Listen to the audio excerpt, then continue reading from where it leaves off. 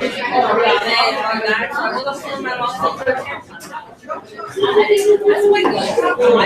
right. Just go south. Let's get started. I am recording. You guys are way ahead of everybody else.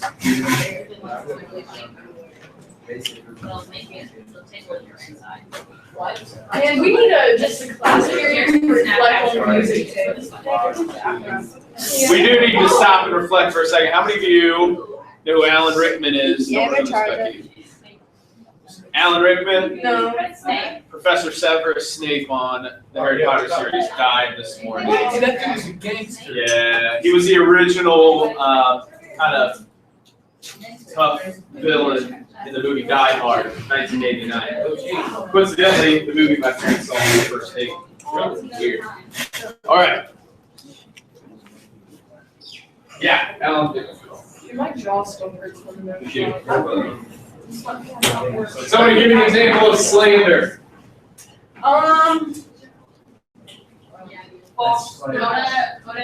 Going on TV and talking trash about the mom saying he did whatever. Say that again. Going on TV talking trash about somebody like Obama saying, oh, he cheated on Michelle. And it's not true. Sure, there you go. From Michelle. Never. Posting it and then light it up. Libel. Libel. Yeah, somebody give me an example of libel.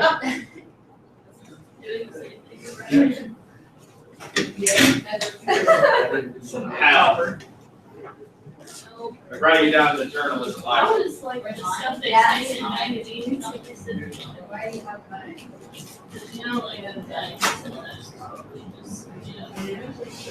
Well, you ever heard the saying, there's no such thing as bad publicity? It means if your name's being thrown around, regardless of if it's good or bad, people are talking about it. So a lot of celebrities kind of described in this. Kim Kardashian is pretty outspoken about this. It's the reason she's done certain things that would be, sort of crazy for any regular person to do, is because it continues to keep her in the limelight. So some of that, I think, is initiated by the publicists of those stars. But it could be considered libel if they wanted to push it. Yeah, absolutely. Well, what would be, maybe give me a real world example of libel. Oh wait, no, that wasn't real. Sorry. That was slander. So that's a real life example of slander, though. Somebody give me an example of libel.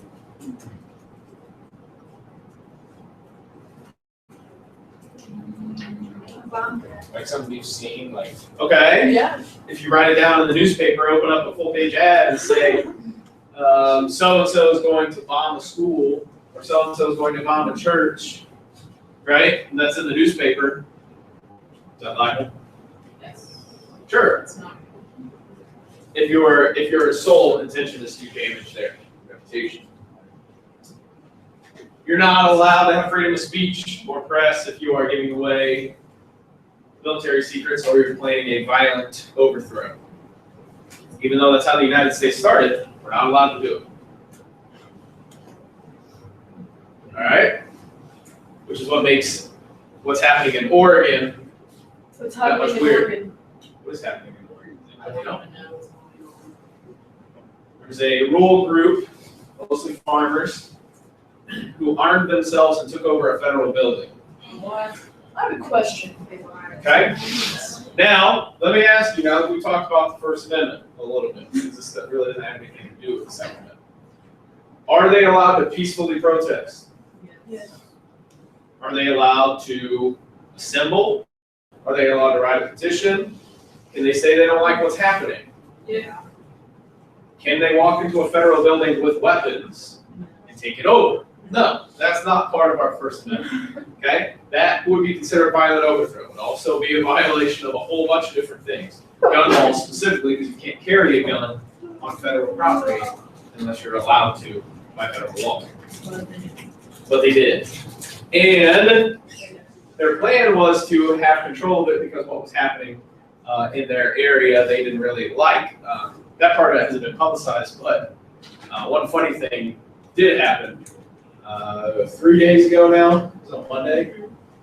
They posted a video on Facebook from the building asking for food because they ran out of food. So the federal government, instead of going in and having an armed conflict and killing people, they're just running a blockade and they're going to run them out. Basically, they're going to be hungry and they're going to leave. Oh my god, so dumbfounding. Yeah. So if the government's doing something you don't like, my suggestion would not to be Those guys. Petition. that. Yeah, petition, simple. Okay, so All right. Yeah, you can look it up real quick. And then you guys saw this yesterday. This is, you might know who that is? I'm signing in. It's small, but you can tell. It's George Washington. This guy.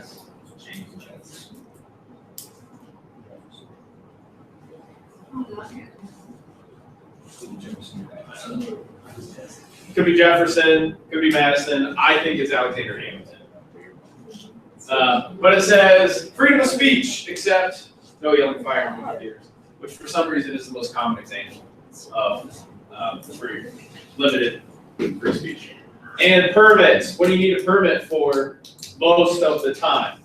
Not all the time. Some For cities yard require it. sale. Yard sales, protests, right? And one example I used yesterday, Ku Klux Klan has a assembled, peaceful, because they don't actually do anything, protest in Washington, D.C. every year, and they apply for this permit so that the police can blockade streets and provide protection. Just out of curiosity, what exactly are they protesting? What does the Ku Klux Klan nowadays represent? In my mind, it's not a very good thing. Their biggest complaint is something called affirmative action. Explain. Okay, so this is a little complicated, and it's gonna sound Bad. like it's a bad thing when I explain it. But when you learn about it and think more deeply about it, it's gonna make more sense. Affirmative action is a law that allows employers, colleges, all kinds of things to hire individuals of the same caliber. When they're exactly the same, they can hire a minority over a non-minority candidate. So they protest against. And some colleges, all state-funded colleges, have to have a certain diversity rate, meaning that they will stop accepting non-minority students and accept only minority students to meet a certain percentage.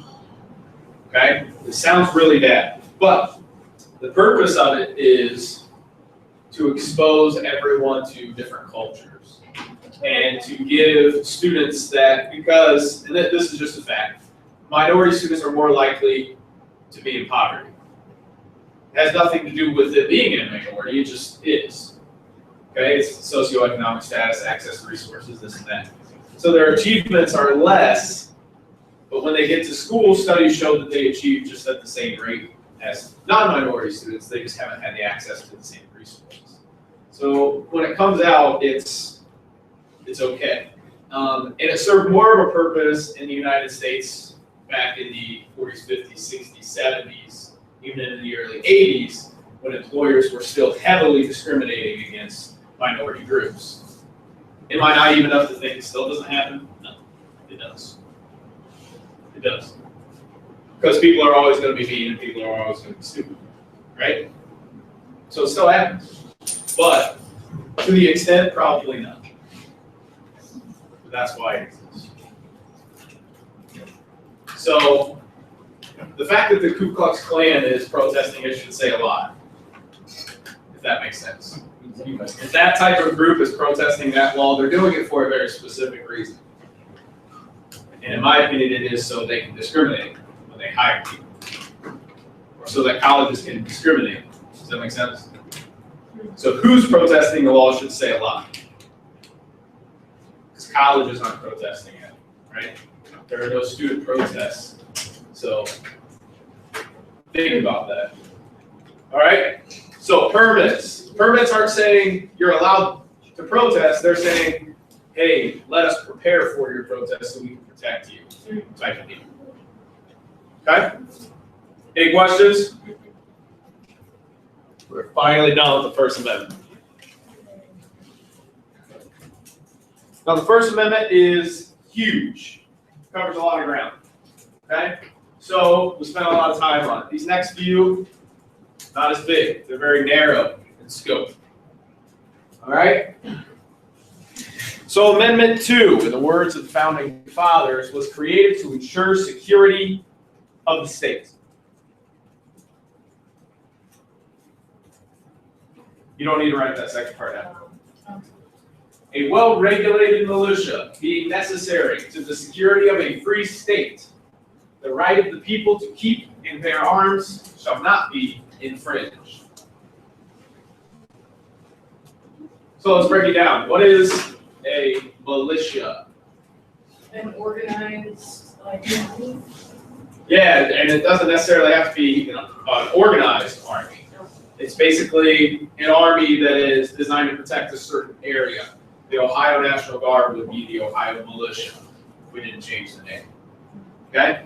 So well-regulated, meaning there are people in it. We have a system where they can get supplies. We have commanders and a chain of command going all the way to the top. So it's super well-regulated. Being necessary to the security of a free state. So what is the goal of this well-regulated militia?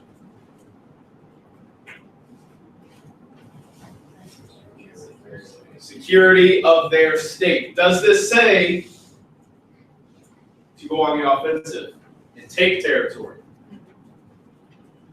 No. So, states do not have the right to take territory from other states, but they do have the right to protect their states. Okay, so the Second Amendment provides a lot as far as militias go, the armies.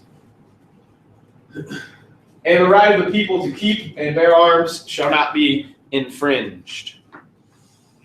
That was pretty straightforward. What does that mean? Keep and bear arms. Go. You can't take our right to keep and bear arms. Okay, use different words besides keep and bear arms, because we would call them different things. As citizens, we have the right to keep weapons to defend ourselves in our homes. So in order to keep a weapon, you need to what? Own it, right? Keep means own. So the people to own and carry. Gary. Because if you're bearing something, it's on you, right? Like if your face bears a resemblance to your parents, most likely.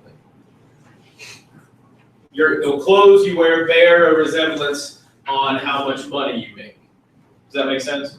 So bearing something is something that can be seen. Okay? So this means you have the right to own and carry a firearm.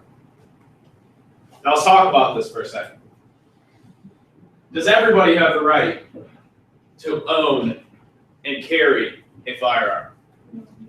Who doesn't? Felons If you're a felon, under the age of 21. you can't. Didn't you like the? If you're under the age of 21, you absolutely can. Is it under 18 then you can't keep and bear arms? I'm thinking like concealed carry. Conceal, yes. This does not say conceal. The Supreme Court has ruled that this does not cover conceal. So states do not have to let you conceal carry a firearm. However, this is the way the law is written. Not a joke, exactly the way the law is written. In order to purchase a rifle or shotgun, does anyone know how old you have to be? 18 years old. To own a rifle or shotgun, how old do you need to be? There is no age. You can hunt at any age, technically. That's under parental supervision though. Nope. But in order to hunt, you had to use your youth hunt or have parental supervision. Yeah, that's true until you're 14, I believe. I'll just travel. There's no minimum age to own a rifle or a shotgun. But you have to be 18 to buy it. Does that make sense? Sort of weird, but it kind of makes sense. So, parent buys it, gives it to the child owns it. For the most part. All right? Now, if you have a 4-year-old kid, right, I would say even like an 8 or 10-year-old kid or younger, probably not going to happen. Okay? But once they get into the age where you think they're able to handle that, whether it's 12, whether that's 18, that's up to you to decide. Now, here's something else you might not know. Can, let's say, an 18-year-old individual carry a rifle on his back down the sidewalk, fully loaded? No. Absolutely. Why? Absolutely. Because they are 18 years old, they have the right to own and carry a firearm. So if you're not a licensed student, have it. Or is that? Nope. So in about 2 weeks, I can buy a sword. Just walk down the street. Absolutely. I mean, you might Yeah. have cops caught on you, but. Loaded on your back. Absolutely. Yes, you can.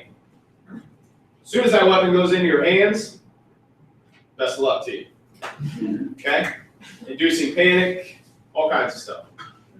Okay? All types of laws can be broken as soon as that weapon touches your hands. Brandishing a weapon, firing I a mean, if you walk Firearm around within a with certain one number of you, miles there's of still city people limits. gonna public all comment. kinds of things. But yes, the police are able to stop you under the pretense that that firearm must look like it could be a fully automatic firearm. Now, if it's an old hinge action 22 that's wood, they can't stop you. Now, if they do stop you, they can't take your firearm, they can't unload it for officer safety, but when that stop is done, as long as nothing illegal has happened, they gotta load it back up, snap it shut, and hand it to you. Is anybody surprised by that? A little bit, yeah. Don't do it. Now, here's something different. What if you're in a car? You told us that, like, Ammunition, fire, how separate. Yeah. The firearm and the ammunition can't be reached from the same seat. So if you're in like and the reason they put that is because cars that have like third row seating usually don't have a separate trunk. So they say same seat. So if you're in the driver's seat, put the firearm in the glove box and the ammunition all the way back, or in the third row seat. Does that make sense? Where you can't reach it from the same seat. Unless you have a CCW in Ohio. If you have a CCW in Ohio, how do you have to store a firearm in a vehicle? Yeah. You used to have to keep it in a holster, glove box, laying on the seat, under the seat. Sometimes they make, they go under the steering wheel, they kind of clip on, or you can just pull it out from under the steering wheel. Absolutely. Now, here's something you may not know. How old do you need to be to buy a handgun? 21. How old do you need to be to buy handgun ammunition? 21. How old do you need to be to own a handgun? 18. Stupid, right? Doesn't make any sense.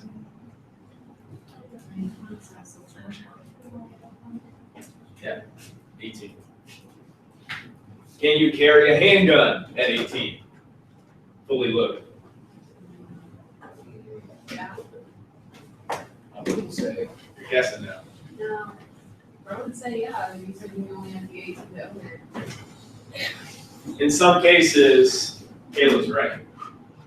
If it is completely and 100% visible and it is no way concealed at all, meaning your shirt tail can't cover a millimeter of it, absolutely, because that is called open carry. If you want to conceal carry it, you have to be 21 years old, and you have to go through a CCW class, which is not very fun. It's extremely boring, actually. Okay? It's like, Where's the gun license? oh God, 14 hours of class time. You have to pass a 200 question exam and receive an 80% or better. And then you have to do 10 hours of active shooting, and you have to pass that too. So if you don't get a certain percentage of targets, you got to restart and do the whole thing over again. Huh? I do. And it's really difficult. It's really, really difficult. Ohio just recently made it more difficult. When I did it, it was 12 hours of coursework and 8 hours of active. But they did that when they raised the requirements to be a police officer. Yeah, to get a concealed carry. Anybody know that they raised the requirements to be a police officer? What did they change? They doubled the amount of schooling time required. Twice as long. Which I believe is 16 weeks now of full-time schooling, and it takes over a year of part-time schooling to get through it. They did that just because of the scrutiny that police officers are under now. Their shooting time is a total of 36 hours on the range every 8 weeks. So for every 8 weeks, they have to spend 3 days, 36 hours, that's a day and a half, right? Day and a half of active shooting time. So to become a police officer, it's a lot harder. And actually, the wages are going down, which is weird. And you have to pay to go through the police academy. So it can be expensive, but nobody is a police officer to make money. Right? It's like becoming a teacher. You don't become a teacher to make money.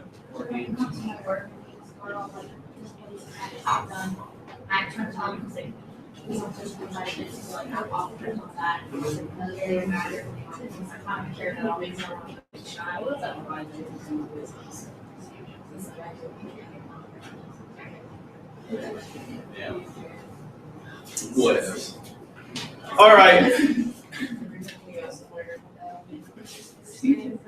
Let's move back here. Before the revolution. So this is prior to 1776.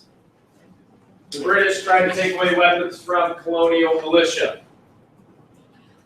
Now, historically speaking, this happens a lot in countries that are attempting to either put down a rebellion or have total control. So this happens in North Korea, in China, Nazi Germany, Fascist Italy, Imperial Japan. Okay, all these places took away the rights of the citizens to carry firearms.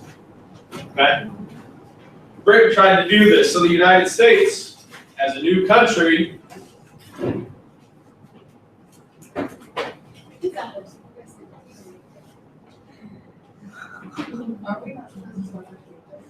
never wanted to ever fear that someone would try to do that again. Even themselves, because they are basically telling themselves they can't do that thing. Does anybody ever know why Japan did not invade the United States during World War II?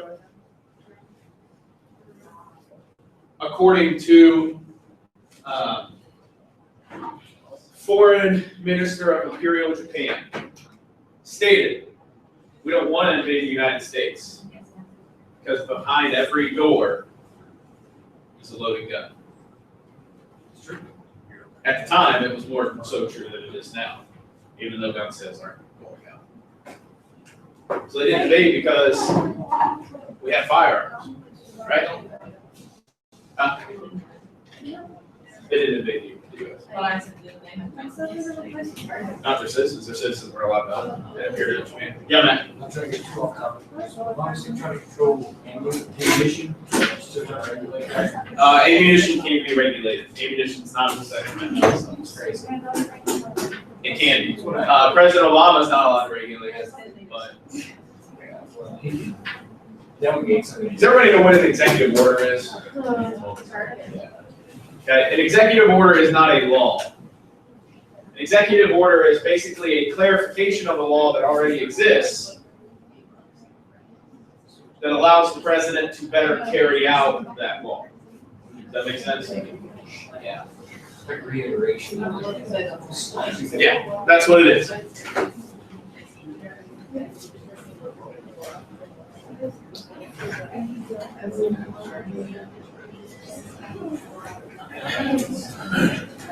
Now, Matt, there's actually a really good segue. I'm glad you asked it. The amendment supports citizens' ability to own firearms, but it does not prevent Congress from regulating it. Are you allowed to own a fully automatic rifle? Yeah, sure. If you own the firearm, you have to have a certain permit. You have to have a certain class. And you have to be allowed to own it. And the firearm cannot be able to switch from fully automatic to semi-automatic. It's got to be fully automatic all the time or semi-automatic all the time. It can't switch back and forth. Yeah, Alex. So police officers, can they have the same gun they have at work that they have at home? Like, does their class or what they're allowed to have change? Like at work, police they're allowed to have officers- this gun and then at home, like on their own time, they're not allowed to have something that, like that. You know what I mean? Yeah, I don't know the exact answer to that. I can't say. My uncle is a deputy sheriff and he has a fully automatic classification, so he's able to do So he's that. able to use it for He both. can. But the difference is, like, police officers can walk into school with a gun. And they can walk in basically anywhere they want with a gun, in any state in the United States. But are they allowed to do that when they're not in uniforms or like on duty? Yes. Yeah. I don't know how to do that. I have to go like literally I don't think everywhere. that I I've agree gone, with that. so. I don't think I agree. Walmart. Now, if you think about it, if there's gonna be someone with a gun in a place where you're not carrying a gun, would you want it to be an off-duty police officer? Oh, yeah. They probably have the most training Yeah. out of anybody else that's gonna be able to carry a firearm. Okay, and I'd say there's very few exceptions to that. But I see where you're coming from. I get you. Okay? I don't know. Does Congress regulate firearms?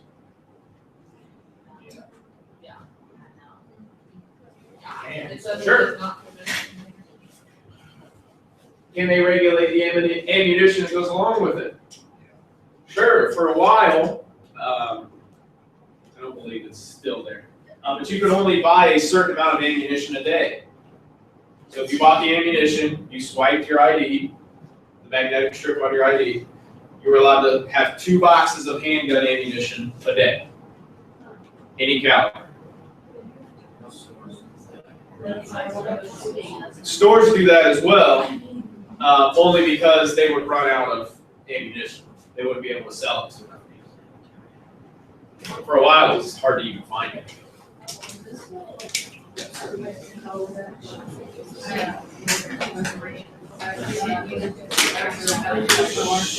Indian reservations are different. Yeah.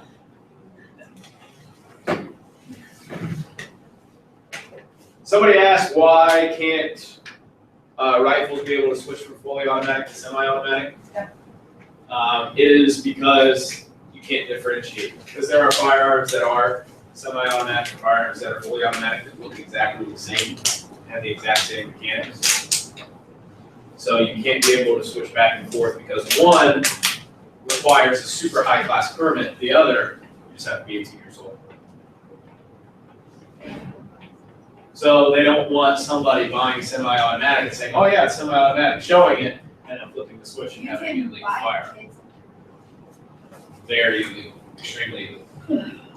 What is not illegal in the state of Ohio is making your own flamethrower. That is so. You are allowed to do that. But why? You can melt the ice off my car. What exactly was that? My uncle made one, he's a fire marshal, but he starts bonfires with it. Really? So instead of starting the small fire or using gasoline, he just takes a propane tank and 10 seconds, full go. Many state constitutions also guarantee the right to keep and bear arms, including the state of Ohio. So make sure you annotate that on your notes, including the Ohio Constitution. The Ohio Constitution has had 3 versions. All 3 have had a provision to keep this. My question to you is, why would states have a provision to keep and bear arms if the federal government has already given them that right? That's a little change. Federal government, state government. They're two separate things. They're two separate things. What type of system do we have in the United States? Our government system. There's a unitary system and there's a what? So don't forget this, you'll need to know it. Federal system. Okay, what's a federal system?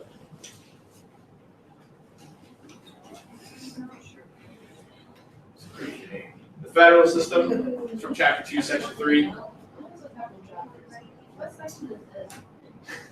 This would be section 4, 3.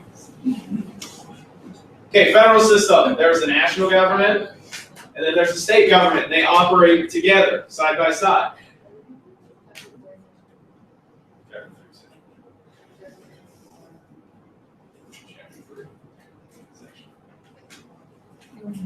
So if they operate side by side, what if one of them were to, I don't know, collapse, be taken over? Let's say the federal government doesn't exist at all. Would the citizens now have the right to keep and bear arms in the state of Ohio? Yeah, still. Even if the federal government collapses, the states still give that power just in case. All right? So that's why they have it. They also have provisions for freedom of religion and speech and all kinds of stuff.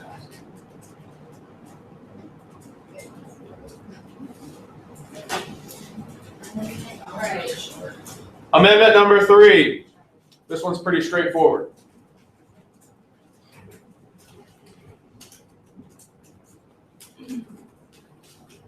This amendment prohibits the government from forcing people to provide shelter for troops in their homes during times of peace.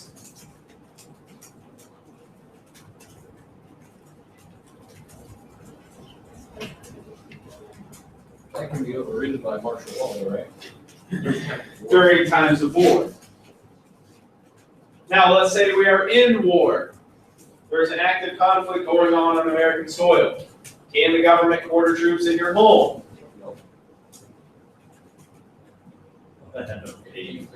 No. Unless laws in that state or the federal government allow for it. Yes, in times of war. Now, if war broke out on American soil, personally, I would really care less who was living in my house because there could be a bomb dropped on your house at any moment. So I want as many soldiers around me as possible during that time. I thought we were in war right now. But we're not in war in the United States. Oh, I see. And technically, we're not at war because the Geneva Convention doesn't account for wars on ideologies. We're fighting against ISIS, but we don't recognize them as a state. They're not a country. They're not a nation. They are a nation, but they're not a state. Okay? So we don't recognize their political sovereignty. So we can't technically declare war on them because we don't recognize them. Does that make sense?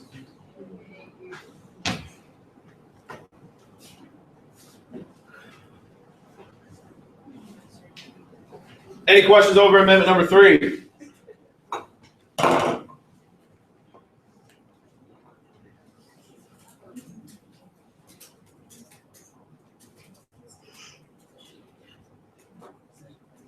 Amendment number 4.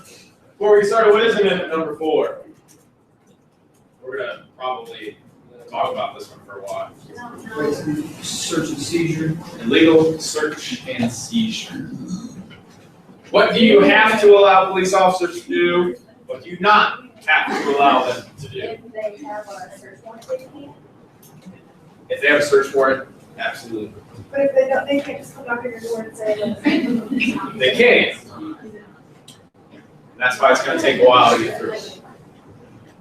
This is a complex one. It's very complex. So, let's say, for example, a police officer knocks on your home and asks to search your home. What can you say? You can say yes and you can say no. No. Say either. If your home is on fire and a police officer knocks on your door, you open it and he sees the fire. You sees the fire. Are they allowed to come in your home? If they come in your home and see that you are growing marijuana, was that evidence legally obtained? No. But was the officer going in there for marijuana? Did they have a search warrant to search for marijuana? Well, now we're searching for it, so. Times of emergency, if the item is in plain view, meaning it wasn't uncovered or searched for, yes, So like if my So stuff if you was just on. have like a bone for sitting in. that's paraphernalia. That, and then they don't need a warrant. Oh, they It's like if it's in like. Once they see paraphernalia in plain sight, they don't need a warrant to search anymore because now they have probable cause to believe that there is. So now they don't need a warrant. So you could like have a fire in your kitchen and you could be growing marijuana in your basement and they come in your house with fire in the kitchen and they don't go in the basement. But sweet, I'm in my basement. I'm kidding, you can go in there. Now, let's say your basement had a small window and you left the light on at night and the shadow of a plant that looked like a marijuana plant was able to be seen And then search. from the sidewalk or the road. Even if. They don't need a warrant. What do you go in there search and there's nothing, like, they just have the right to do that. It's probable cause. I mean, I don't have that in my basement, you can go into it. I mean, paranoid. It's like, God, there's no helicopters on my Here's a question for you. What if a police officer is on your, what if a police officer is on your porch and looks through your blinds and sees marijuana growing? How is that any different from them walking on the sidewalk with it? Because we're on the property. Wait. It's totally different. What if they? But how? Oh. Because if that officer goes in there after walking onto your property and manipulating their view, which normally couldn't be seen from public view, any evidence that they find upon entering is inadmissible in court, can't be used in conviction. So like the probable cause from your. Then it's not. As soon as they step on your property without a warrant or without a reason to be there, without probable cause, it is an illegal stop. But what if. If they go, yeah, go ahead. If they go into your, oh, I saw this, but they only saw it from your porch. Anything they find is inadmissible. A murder weapon is inadmissible. If they like smell it, I mean, I don't have it on my face, I know. Oh, yeah. That's sort of a gray area.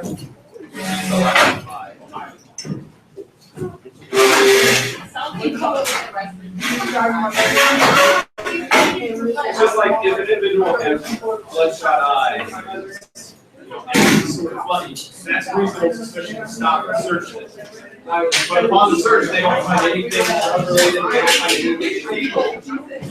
They don't have probable cause to arrest you after you go. Even though they think you're under the influence, you're not driving a vehicle. You're not doing anything. You've already seen criminal.